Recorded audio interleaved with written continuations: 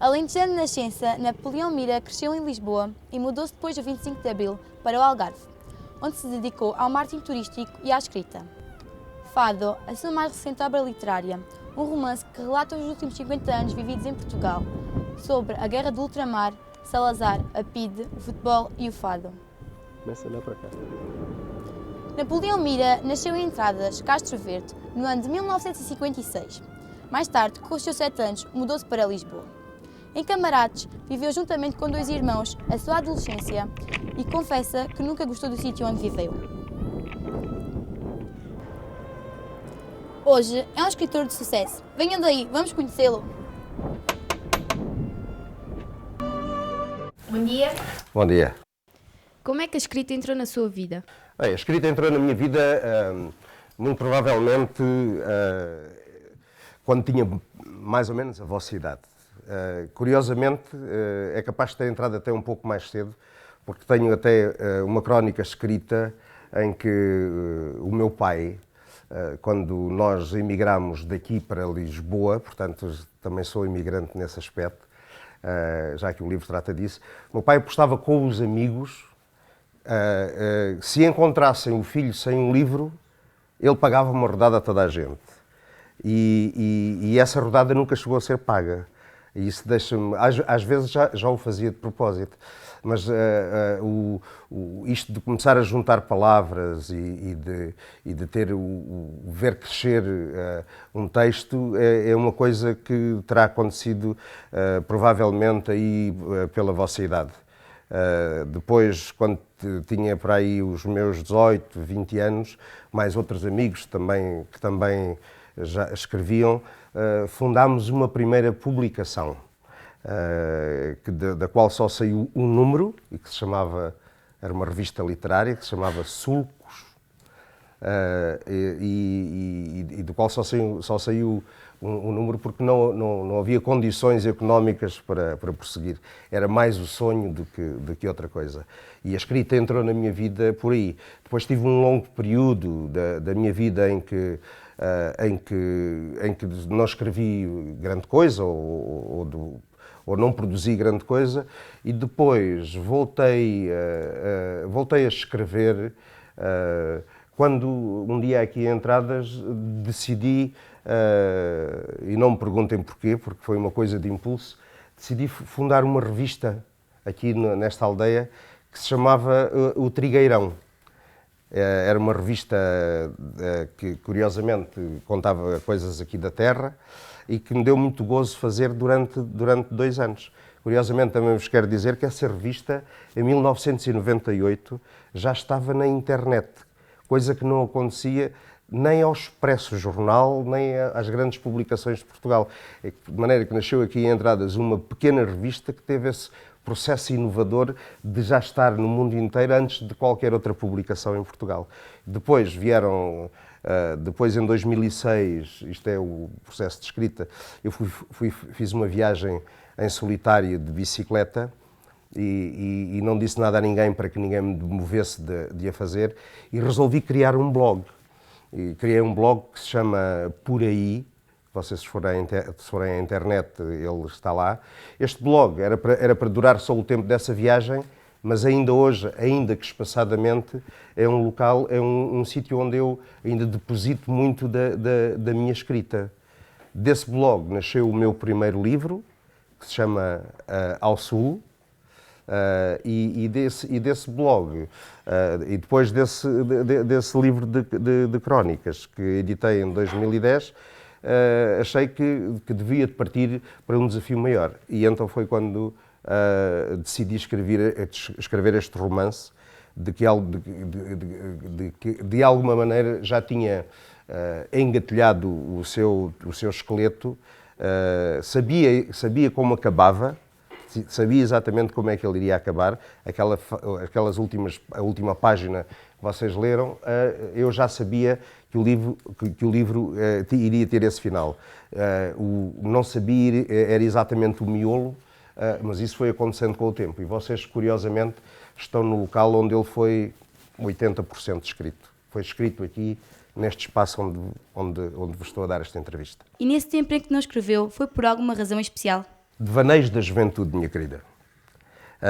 Nesse tempo estava interessado noutras coisas, provavelmente em namorar, em criar filhos, constituir família, abraçar outros projetos. Embora a escrita estivesse sempre por detrás, torná-la fisicamente no papel era uma coisa que não estava nos meus horizontes. Porque esta coisa de escrever para a gaveta, todos nós alguma vez na vida, e todos nós estamos aqui presentes, já o fizemos. Até se costuma dizer que em cada português há um poeta.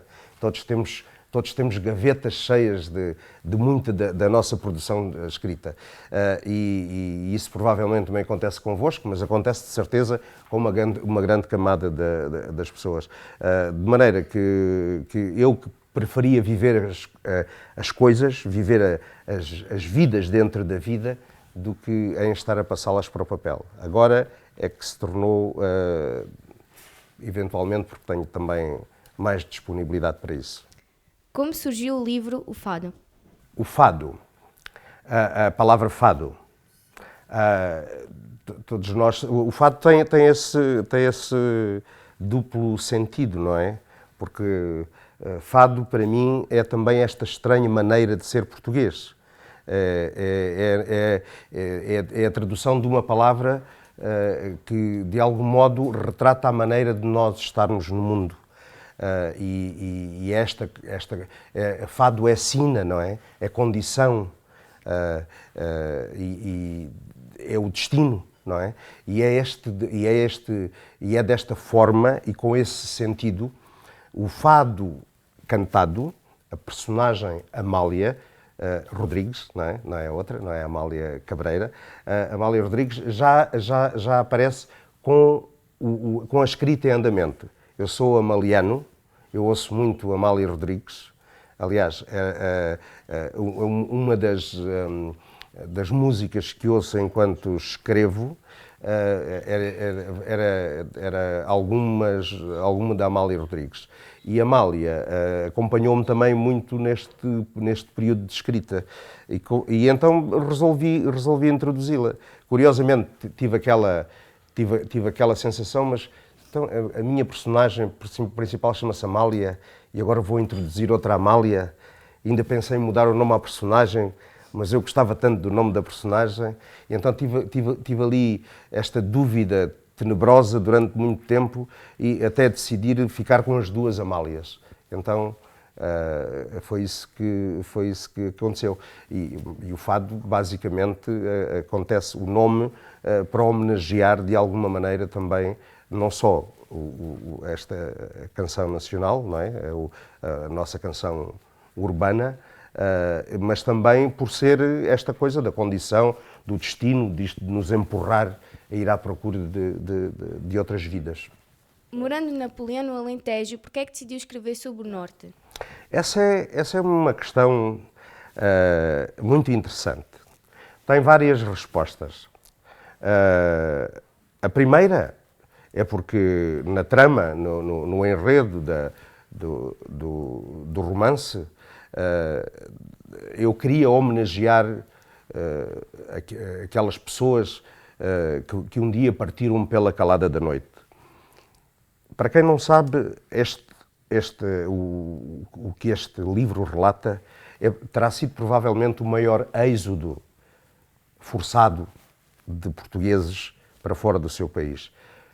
Presume-se que cerca de 800 mil pessoas terão atravessado a fronteira clandestinamente nessa década de 60.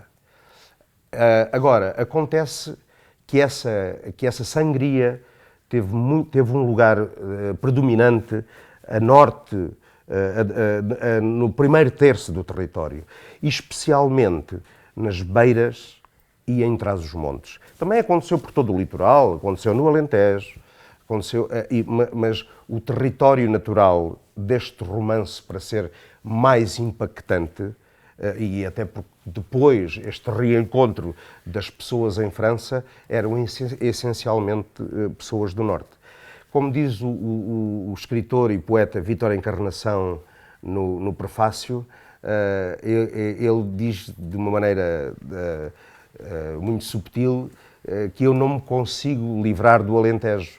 E então diz ele que eu transportei as planícies para lá das terras do granito e que se sente de alguma maneira o Alentejo nessas terras mais a norte, mais para lá do Marão, que são terras onde mandam os que lá estão, como diz o provérbio.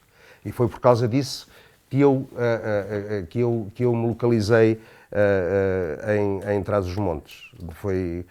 Quero-vos dizer que essa aldeia é uma aldeia que não existe, só existe na minha cabeça, mas é provavelmente um aglomerado das aldeias todas que eu conheço no norte do país. Mas da aldeia de Remolares de Baixo eu sei exatamente as ruas, a loja lá do senhor, como é que ele se chama?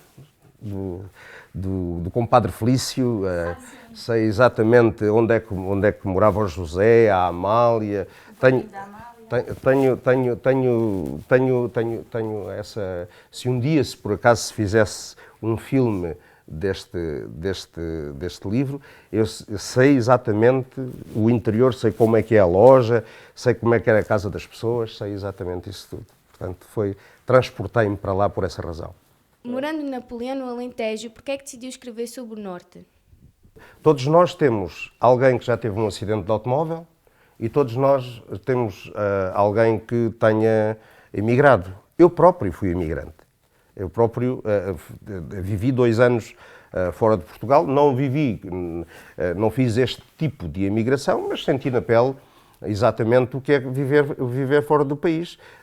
Não o digo que tenha vivido nas condições destes nossos conterrâneos, que foram verdadeiros heróis para mim. Esta história desta imigração que eu conto no livro, quer se queira, quer não, é uma história de sucesso. Porque grande parte destas pessoas que fizeram esta caminhada, esta jornada, que passaram esta coisa que existe entre nós e a França, que é uma coisa tremenda que se chama Espanha. Quem vai para a Europa de carro ou de comboio ou a pé, como muitos deles foram, a Espanha é uma coisa tremendamente comprida para se chegar onde se pretende. Tenho relatos de pessoas que demoraram a pé 3 meses, que não incluí nesta história, porque o enredo não se encaminhava para aí. Mas, de qualquer modo, quero-vos dizer que, em termos de imigração, sei exatamente o que isso é, porque eu próprio também fui imigrante e na minha família tenho imigrantes. Posso-vos dizer que há um pequeno excerto lá que eu uso, que é uma história de uma prima minha de entradas. Há uma parte que eu digo que as pessoas, para poupar dinheiro, comem cus de galinha e cabeças de coelho. Foi aqui uma prima minha que me contou que durante o tempo, os primeiros anos que teve na Suíça, os primeiros 2 anos, para poupar dinheiro, para mandar para cá, para alimentar a nossa economia, não é? Porque ela não só poupava dinheiro para ela, alimentava também a economia do país, ao mesmo tempo. E durante 2 anos comeu cus de galinha e cabeças de coelho. Umas vezes com arroz, outras vezes com massa. E com muita imaginação. Porquê França e não outro país? Também é uma excelente pergunta, mas a França era o país... primeiro, para a Suíça era muito difícil entrar clandestinamente. E nos outros países limítrofes também.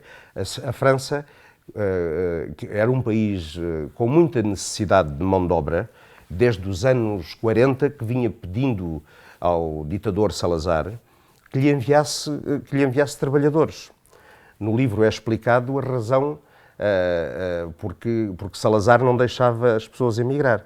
Ele aos franceses dizia que sim, e aos portugueses dizia que abria um concurso para as pessoas poderem emigrar, mas com condições tais que as pessoas eram obrigadas a fazê-lo clandestinamente. Nomeadamente, só podia emigrar quem tivesse a escolaridade mínima obrigatória.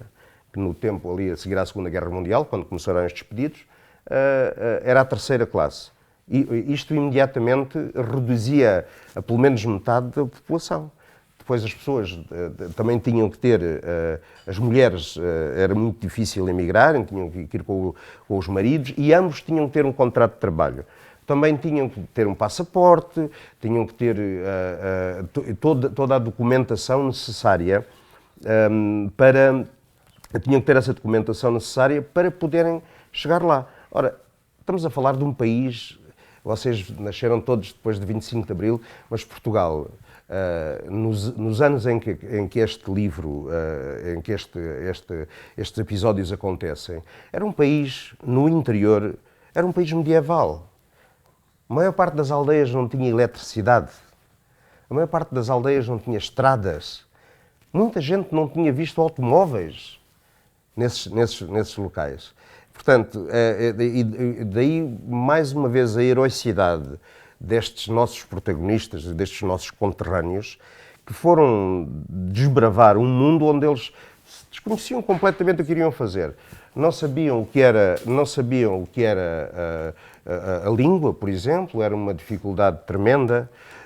Não sabiam, desconheciam a comida, era outro problema, e as condições em que estas pessoas foram viver para lá. De maneira que o facto de ter sido para a França foi pelo facto de ser mais fácil legalizar os clandestinos, porque mais nenhum país da Europa os aceitava nessas condições. Onde arranjou inspiração para escrever este livro? Bem, a inspiração é a irmã do suor. Para escrever este livro, naturalmente devo de ter escrito se calhar 2 ou 3 livros. Este livro é o resultado por exemplo, há vários episódios que eu conto de várias maneiras e que tive de reescrever. Daí um pouco o suor para se chegar. E a inspiração vem acima de tudo da necessidade absoluta que eu tenho de escrever como modo de vida e como prazer imenso que eu nesta vertente artística e literária. Portanto, a inspiração faz-se com muita transpiração. Os seus filhos leram o livro? Qual a reação? Olha, está ali a Catarina. Este livro existe porque a Catarina assim me permitiu. Eu escrevi 10 páginas deste livro. E escrevi as primeiras 10 páginas, isto no verão do ano passado. E gostei do que escrevi, mas não tinha a certeza. E dei essas páginas a ler à Catarina.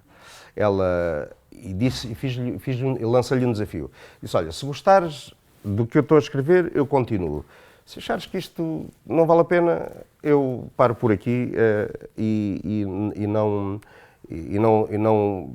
levo este projeto à frente. Ela leu, gostou e disse para eu continuar e, portanto, ela terá sido a alavanca, o despoltador, o gatilho que fez com que eu escrevesse este livro. É natural que a Catarina gosta de ler, a Susana, a minha outra filha, também gosta muito de ler. O meu filho Samuel não é pessoa para ler. É natural que não tenha lido o livro todo, porque ele diz-me que ler não é a praia dele. E como é um indivíduo profundamente honesto, pelo facto de ter sido o pai a escrever o livro, não é razão suficiente para que ele leia, porque ele não é muito de ler. Mas, para dizer a verdade, não sei exatamente se ele terá lido este livro. Recebeu alguma crítica sobre o livro? Claro. As críticas são sempre bem-vindas e ajudam-nos a crescer, não é? Pessoas que têm outro arcabouço, digamos assim, literário, não podemos eu não posso nunca descurar que eu sou um escritor intuitivo, não tenho escola, sou um autodidata, portanto faço as coisas porque acho que porque devem ser feitas assim. Eu não sei eu não sabia como é que se escrevia um romance, não fazia a mínima ideia. E é claro que todos os livros, todas as obras, para se pintar tem que saber desenhar, tem que saber conjugar as cores, tem que saber dar profundidade às coisas, não é? Para que a pintura resulte. Na escrita também existem regras, existem técnicas. O livro tem que ter ritmo, as frases têm que ser curtas, senão o leitor aborrece. Mas eu essa escola não a tinha. Não a tinha e não a tenho. Como vos digo, sou absolutamente intuitivo naquilo que faço.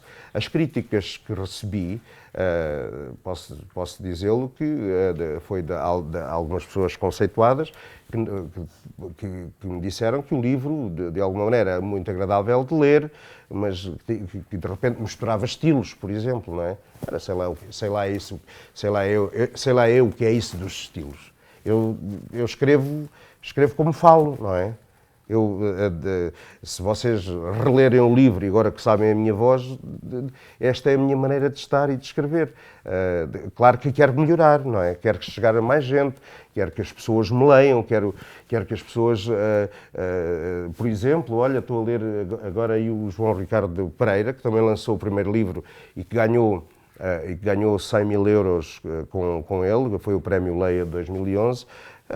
É um indivíduo, eu ainda só li 2 capítulos, ele é mais novo do que eu, mas eu costumo dizer, quando for grande, gostava de ser como ele, porque ele sei que escreve lindamente. Portanto, tenho a humildade natural para reconhecer que escrevo como escrevo, mas conheço as minhas limitações. Como sabia todas estas informações sobre Salazar? Neste livro há esta conveniência de introduzir um passageiro que fosse um erudito, que explicasse aos outros companheiros de viagem a razão porque é que eles estavam a ir para fora de Portugal dessa maneira. O Zé Viola, não é? Que veio de Angola, pergunta-se a si próprio, não é? Eu dei 4 anos da minha vida, fui combater por este país e agora, para sair do meu próprio país, tenho que sair às escondidas. Esta era uma pergunta que lhe batia na cabeça, não é? Mas porquê? Não é? E então é quando surge esse personagem, que convenientemente aparece no romance, não é? Que é o professor José Luís Borges Ferreira, que era um desavindo político do sistema e que teve que fugir apressadamente, como vocês devem ter lido, porque havia, nesse tempo, uma coisa chamada polícia política, que essa polícia política tinha sobre todos nós em Portugal uma rede de informadores que lhes transmitiam quais eram as pessoas que não estavam de acordo com o regime. Porque viver em ditadura não é mau para aqueles que estão de acordo com a ditadura. O mau é para aqueles que não estão de acordo com a ditadura. E as pessoas que não estão de acordo com a ditadura, que pensam de maneira diferente, como pensava o professor José Luís Borges Ferreira, e o professor José Luís Borges Ferreira é também, convenientemente, a especialidade dele é historiador. E ainda por cima é especialista no século XIX e no século XX. Ora, ele, ao ser especialista nestes dois séculos, conhece aprofundadamente toda a matéria histórica deste período temporal da nossa história. É lógico que ele soubesse exatamente as razões que levavam as pessoas a sair do país. E depois elas são explicadas no livro, não é? Porque Salazar não queria que as pessoas saíssem do país, ao contrário de hoje, não é? Que também estamos... O livro tem esta enormíssima capacidade, podia ter perfeitamente uma sequela que seria, eventualmente, podia começar com alguém, eventualmente, um pouco mais velho do que vocês, com este livro debaixo do braço, num aeroporto, a ir-se embora deste país outra vez. Por uma razão muito simples. A única diferença que existe neste momento é que as pessoas que se vão embora são pessoas com uma capacidade e com uma educação até bastante boa, comparativamente com outros países, são gente especializada, enquanto que nos anos 60 eram pessoas absolutamente que iam às escuras e que não sabiam rigorosamente nada de que para lá dos Pirineus havia um outro mundo. E então, o que acontece nesta situação, o José Luís Borges Ferreira é convenientemente um indivíduo que vai explicar aos outros, e especialmente ao José Viola, que é o mais interessado, que lhes vai explicar a razão porque é que as pessoas têm que partir deste país. E explica-o na vertente política, explica-o na vertente económica, e todos os episódios que vocês leram acerca de Salazar são episódios logicamente conhecidos, mas são 2 ou 3 deles são episódios pouco visíveis dos tempos dessa ditadura, e haveria inclusive outros que poderia lá colocar, mas estes eram suficientemente exemplificativos do que era viver em ditadura. É por isso que o José Luís Borges Ferreira existe. Como escolheu a capa deste livro?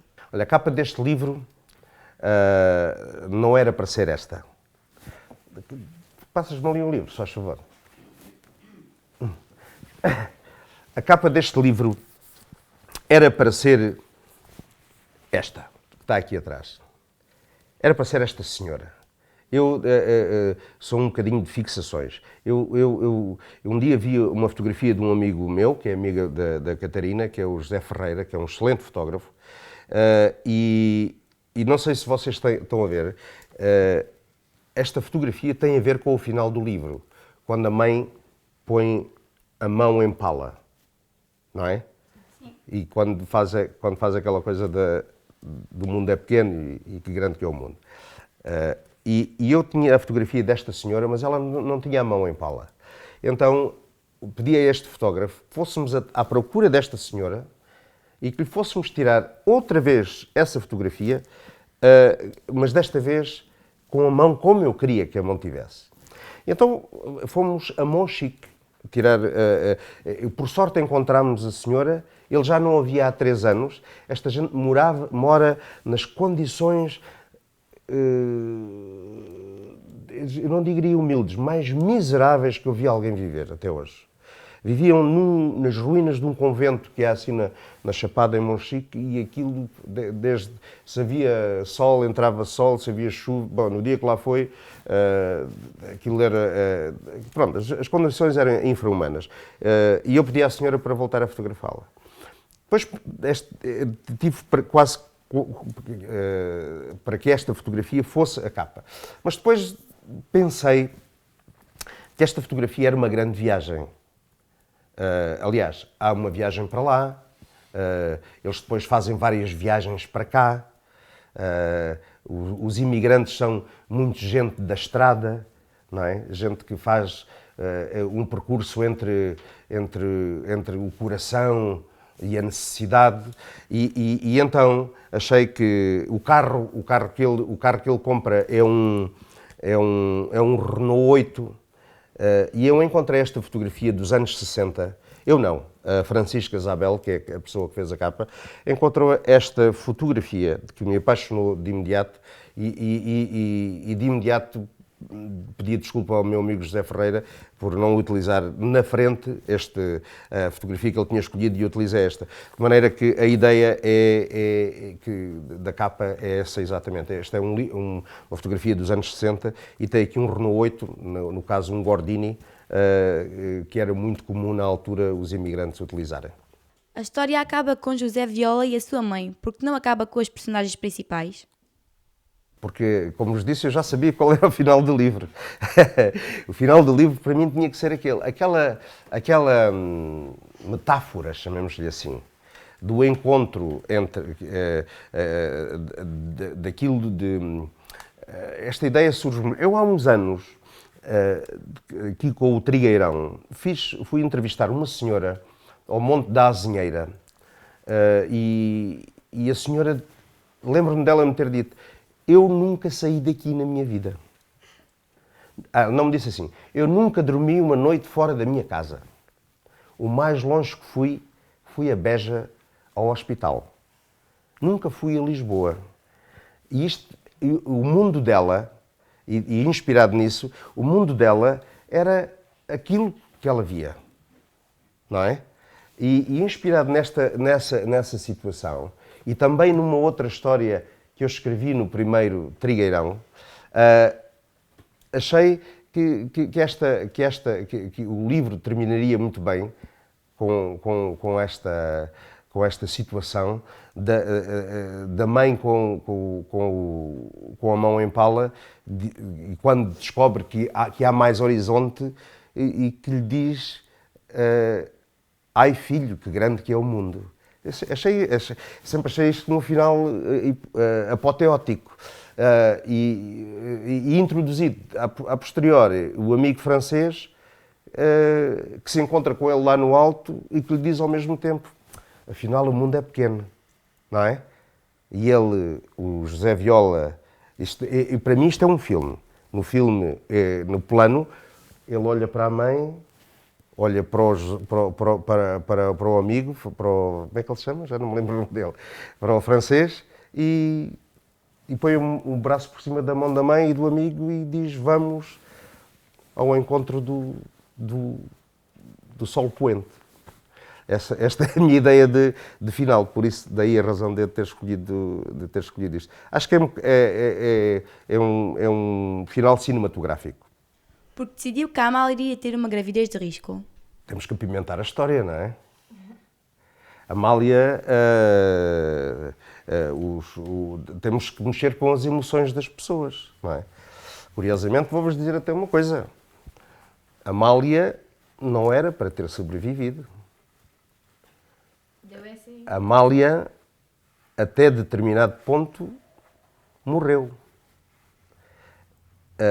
E só depois é que acontece a reviravolta. Porque eu também me apaixonei pela personagem. Eu conheço a Amália. Eu sei quem ela é. Estou a vê-la aqui sentada. Sei quantos anos tem, as formas físicas, sei como é que ela fala. E como gostei dela, eu teria, como teria que a matar, achei que depois haveria uma saída mais interessante para a manter viva. E foi por isso que ela sobreviveu. Porque quem escreve, isto não sou eu que o digo, mas transcrevo e assino por baixo, quem escreve é um pouco Deus. Porque conseguimos criar universos, conseguimos criar personagens de quem detemos o destino na mão. Eu detenho o destino da Amália de saber se ela vai viver, se ela vai morrer, se ela vai adoecer, se ela vai ser feliz ou infeliz. Portanto, sou eu que decido isso. E isso é uma coisa que está um pouco na mão dos deuses. Qual é o seu próximo projeto? Meu próximo projeto... tenho várias coisas em mente. Julgo que no próximo ano vou escrever um novo livro de crónicas, porque eu gosto muito de histórias rápidas. E as crónicas dão uma possibilidade quase autobiográfica de dar a minha visão do mundo sobre pequenas coisas que acontecem. E acho que é uma coisa que eu escrevo como um exercício com alguma frequência e que tenho material que precisa de ser revisto, reescrito, compactado em temas para que as coisas possam ter algum enquadramento, mas o meu próximo projeto passará por aí. Em termos de novo romance, estou a amadurecer 2 ou 3 ideias que me podem parecer interessantes para romancear, e espero que desta vez o consiga fazer ainda melhor do que com o fado. Qual a pergunta que não lhe fizemos que o Napoleão gostava que tivesse sido feita? Isso deixa-me sem jeito, pá. O que é que eu vos posso dizer? Eu acho que vocês me fizeram perguntas muito, muito interessantes, nomeadamente aquela de transportar o Alentejo para fora daqui, mas gostava de que vocês me tivessem perguntado, por exemplo, como é que é isso de escrever? Quando é que a escrita acontece? E já que eu vos fiz a pergunta em vosso nome, quero-vos dizer que a escrita é um exercício de perfeita solidão. Somos nós diante de uma folha de papel, agora um bocado virtual por causa dos computadores, mas continua a ser uma folha de papel, e mais ninguém. Somos apenas nós. Vou-vos contar também uma outra história que tem a ver com este fado. No dia que escrevi o 3º capítulo deste fado, que é o capítulo em que o pai da Amália, cheio de vergonha, vai cavar aquele poço. É um capítulo muito metafórico, em que se fala da vida e da morte, e do nascer e do renascer. Nesse dia, aqui nesta sala, neste espaço onde nós estamos, tinha o fogo aceso, choviam picaretos. Foi um dia em que parecia que o céu ia desabar. E eu escrevi esse capítulo de uma enfiada só. Portanto, demorei para aí a noite inteira a escrevê-lo. E, curiosamente, nesse dia, notei que a água que descia do céu naturalmente, não é?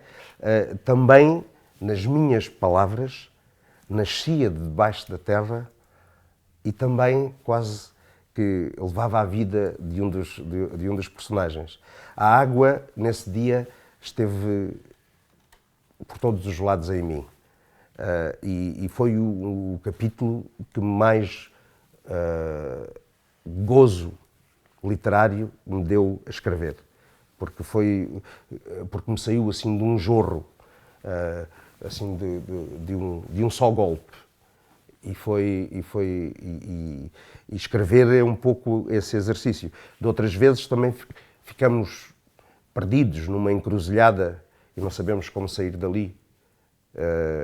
E há muita gente que tem livros a meio e porque estão ali numa série de caminhos e não sabem qual deles onde prosseguir. Também tive esses momentos de incerteza, mas quando escrevemos aquelas 3 letrinhas mágicas, F, I, M, e o livro é publicado e ali deixa de nos pertencer, e a partir daí começamos a fazer o luto das personagens que nós criamos. E é assim que se consegue fazer um livro, um romance, que é uma coisa que perdura para além de nós. Nós um dia todos partiremos, mas alguém vai continuar a ler os nossos livros. E é isso que me anima para poder continuar a escrever.